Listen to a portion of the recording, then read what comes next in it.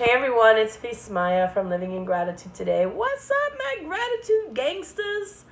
So I hope that your month of May was as fun and exciting and as growth oriented as mine was. I really tapped into some heavy duty soul searching, and things really shifted for me in the month of May. And I wanted to share with you this week one of the reasons that was so. And I really attribute it to Jesse Itzler. I listened to a lot of his motivational talks this month. And one of the things that he does, which sounds kind of odd in the beginning, is he says, all right, the average human has 78 years to live. I'm 50 years old. I've got 28 years left. What does that mean? 28 summers, 28 birthdays, 28, birthdays of my children, 28 Father's Day, 28, whatever it is. So you get the idea. He says, so what that does is that forces me to live every moment as if, not as if it was the last, because he knows that he has approximately 28 left. He says, but what happened, one of the reasons that he's so successful is that he stopped being embarrassed and afraid to do things for fear of what other people would think, because he realized that my time left on this planet is short. And he's done some really incredible things.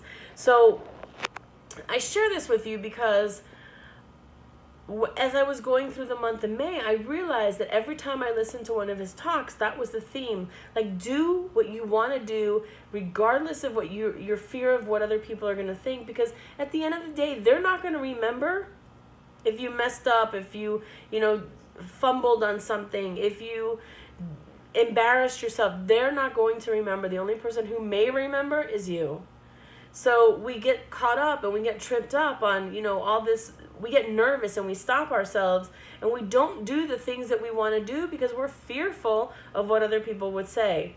So really in the month of May, what I took on is doing exactly what I wanted to do. Picking up the phone and making phone calls, asking for what I wanted.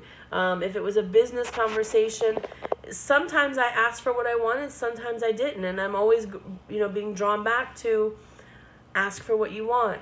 Take a chance, take a risk, do something extraordinary. It doesn't matter if you feel like a fool. Do what you want to do because it makes you feel good. And not in the sense of it makes you feel good and other people, bad. You're not doing it in spite of somebody else's well-being. You're doing it to enhance other people's well-being. So what I invite you this week to take on is really looking at what is it that you want to do and how often are you stopped because you might be embarrassed, you might make a fool of yourself, you might not do it the right way, you may not be as good as somebody else. And just pay attention to it. And if you really want to take it a step further, do it anyways, right? So that was really one of the big things that made such a huge shift for me this week. I really thank you, and I am honored to be on these calls with you. They have done a world of good for me, and I hope they're doing a world of good for you. So thank you for being part of the Living in Gratitude Today community, and thank you for being a gratitude gangsta. What? And I'm super excited to hear what's coming up for you, what kind of things you're going to take on, and I will talk to you all by Wednesday. Have a great day.